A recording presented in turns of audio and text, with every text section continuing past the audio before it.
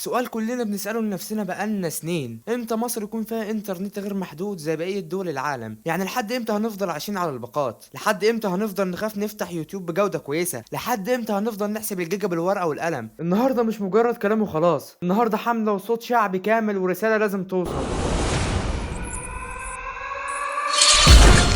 السلام عليكم ورحمة الله وبركاته. عامل ايه يا صديقي؟ واهلا بيك في فيديو جديد. عايشين في 2025 ولسه الانترنت عندنا محدود في مصر، يعني لو لعبت كام لعبة اونلاين او فتحت شوية فيديوهات بجودة عالية هتلاقي الباقة اتبخرت في يومين ثلاثة، وساعتها لازم تدفع تاني عشان تاخد جيجات تاني. طيب هو احنا مش بندفع فلوس عشان ناخد خدمة محترمة؟ بندفع، وبندفع غالي كمان. الانترنت في مصر من اغلى الاسعار بالنسبة للجودة اللي بناخدها، وسرعات اغلب الناس لسه اقل من دول كتير حوالينا. كل الشركات بتطبق سياسة الاستخدام العادل بدون ما تقول لك ازاي بيتم خصم الباقة. كل الشركات عندها نفس الباقات، وده بسبب احتكار المصرية للاتصالات. عشان كده قررنا نستمر في الحملة وما نوقفش. النهارده مش هنشتكي لحد، احنا النهارده وللمرة الثالثة بنطلب انترنت غير محدود في مصر. بنطالب بالغاء سياسة الاستخدام العادل زي بقية دول العالم. بنطالب بخدمة محترمة وغير محدودة. مش بنطلب حاجة من الخيال او حاجة مش موجودة، احنا بنطلب ابسط حقوقنا كمواطنين. بندفع فلوس وعايزين قصاد الفلوس دي خدمة محترمة تستاهل الفلوس اللي بندفعها. قبل ما نكمل يا صديقي، لو لسه ما شفتش الفيديوهات اللي فاتت فانا نزلت فيديوهين مهمين جدا في نفس السلسلة ديت برضه. اول فيديو كان بعنوان فضيحة الانترنت في مصر، ودي الانترنت في مصر لسه محدود الى الان. والفيديو اللي بعده كان الجزء الثاني من حملة انترنت غير محدود، اتكلمنا فيه عن ازاي الشركات بتنصب علينا وبتسرقنا من غير ما نحس. لو مهتم تعرف اكتر وتشوف التفاصيل هسيب لك كل اللينكات في الوصف، تقدر ترجع ليهم بعد الفيديو ده. بس في الاول يا صديقي خلينا ما ننساش الدعاء لاخواتنا المستضعفين في كل مكان. اللهم كن مع اهلنا في سوريا واليمن وفلسطين ولبنان. اللهم اجعل لنا دورا في نصرتهم ولو بكلمة. اللهم اجعلنا ممن ينصرون الحق. اللهم عليك بمن ظلمهم. اللهم ارنا فيهم عجائب قدرتك. تعال بقى يا صديقي نبدأ الفيديو.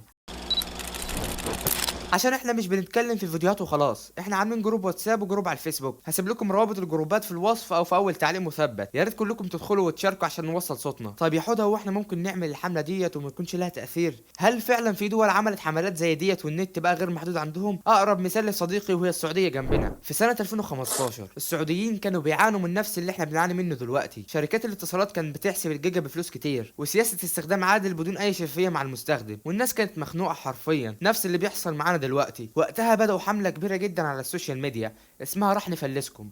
الحملة فضلت شغالة 3 شهور، والناس كلها اتكلمت وغطوها في الإعلام، والهيئة العامة لتنظيم الاتصالات هناك اضطرت إنها تتدخل. ده أكبر حاجة تخلينا نستمر في الحملة لأطول فترة ممكنة، مش تطلع ترند أسبوع والناس تيأس. لا، إحنا لازم نستمر لأطول فترة، ولو طلبت مقاطعة الشركات هنقاطع، لأننا مش بنطلب المستحيل. المهم إنه في 2016 الحكومة السعودية ألغت سياسة الاستخدام العادل، وده اللي المفروض يحصل عندنا دلوقتي. الموضوع مش مستحيل، بالعكس ده حصل فعلا ونقدر نعمله. اللي حصل في السعودية ممكن يحصل هنا لو كلنا اتكلمنا، لو كلنا وقفنا مع بعض، لو كلنا شاركنا في الحملة ديت. وكمان يا صاحبي مش بس السعودية اللي قدرت تلغي سياسة الاستخدام العادل، دول زي المغرب والجزائر وتونس عندهم باقات انترنت غير محدودة فعلا. في 2020 كانوا بيقولوا لنا مش احسن ما تبقوا زي العراق؟ دلوقتي العراق عندها انترنت غير محدود. ده بيأكد لنا اننا مش بنطلب حاجة عيب، يعني بالعكس احنا متأخرين عن جيراننا في الوطن العربي، وده عيب كبير. يعني وربنا يا رجالة الاعلام ذات نفسه مش عارف ان احنا عندنا باقات محدودة. طب خد اسمع الفيديو ده كده. هو مش المفروض الباقه ديت اللي هي انليميتد، اللي هي مفتوح، يعني بقعد استهلك لغايه ما الشهر يخلص؟ ولا انا عارف ان في حاجات تانية ليها حجم، ولكن المفتوحه دي مش المفروض ما بتخلصش؟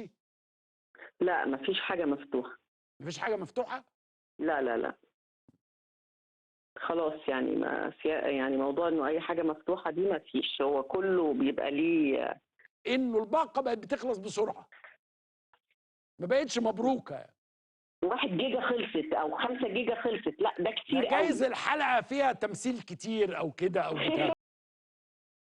يا جماعة ركزوا معايا في اللي جاي، لأن اللحظة دي مهمة جدا في الحملة بتاعتنا. احنا دلوقتي مش بنتكلم لوحدنا، دلوقتي في ناس في دولة شقيقة زي سوريا بدأوا حملة زينا بالظبط عشان يطالبوا بحقهم في انترنت غير محدود. الناس هناك اتحركت فعلا والهاشتاجات عندهم مولعة، وفي تفاعل كبير جدا على السوشيال ميديا. وده بالظبط الوقت اللي احنا لازم نضغط فيه احنا كمان، لأنه لما يبقى في أكتر من دولة عربية بتطالب بحقوقها في نفس الوقت الضغط بيزيد، الصوت بيعلى، الإعلام بيبدأ يتكلم، والمنصات العالمية بتبدأ تتابع. يعني لو احنا في مصر وسوريا بنتكلم مع بعض في نفس الوقت عن نفس القضية، ده معناه ان الحكومات وشركات الاتصال مش هتعرف تطنش، ولا هيقولوا دي حملة صغيرة هتقعد شوية وهتعدي. احنا دلوقتي قدام فرصة كبيرة نقدر نغير بيها الواقع، لازم نستغل الفرصة دي كويس جدا. لازم نفضل نضغط بكل الطرق، نعمل فيديوهات، نكتب بوستات، نغرق تويتر بهاشتاجات زي اخواننا في سوريا ما عاملين، نضغط على جهاز تنظيم الاتصالات، نشارك على جروبات الحملة على الواتس والفيس عشان ندعم بعض. انا سايب لكم روابط الجروبات كلها في الوصف وتحت في اول تعليق، يا ريت كلكم تدخلوا هناك وتشاركوا، لاننا محتاجين نكون كتير قوي دلوقتي، اكتر من اي وقت فات. وكل ما يزيد الضغط الشعبي كل ما قربنا نحقق مطلبنا. شارك الفيديو على قد ما تقدر، انشر هاشتاج انترنت غير محدود في مصر على كل مواقع التواصل الاجتماعي، وخاصة اكس يا صديقي، تويتر سابقا. وبلاش تسكت يا صاحبي وما تقولش مش انا اللي هغير لوحدي، انت لوحدك مش هتغير فعلا، لكن لو انا وانت كلنا اتكلمنا هنوصل صوتنا وهيتسمع غصب عن اي حد. انا عارف انك زهقت، وعارف انك فقدت الامل، وعارف انك مش مصدق ان في حاجة ممكن تتغير، بس يا صديقي التغيير بيبدأ من كلمة، التغيير بيبدأ من صوتك، من مشاركتك، من انك تقول لا على اللي بيحصل، لا على الاستغلال، لا على الخدمة الرديئة، لا على سياسة ادفع واسكت. احنا شباب عندنا طموح، عندنا شغل على الانترنت، عندنا تعليم، عندنا شغل حر، عندنا قنوات يوتيوب، عندنا احلام، والانترنت بقى جزء من حياتنا ما ينفعش يفضل محدود. الفيديو ده مش هيكفي عشان الحملة تنجح، الحملة عمرها ما تنجح من غيركم. احنا محتاجين كل واحد فيكم يشارك، كل واحد فيكم ينشر، كل واحد فيكم يطالب بحقه. ممكن شخص يجي يسألني سؤال، طيب ما احنا لو خلينا الانترنت غير محدود هتلاقي كل عمارة ماشية على راوتر واحد والناس كلها بتشارك نفس الباقة. وعلى فكرة دي الحجة الواهية اللي بتقولها لنا شركات الاتصال عشان توهمنا وتخلينا نسكت.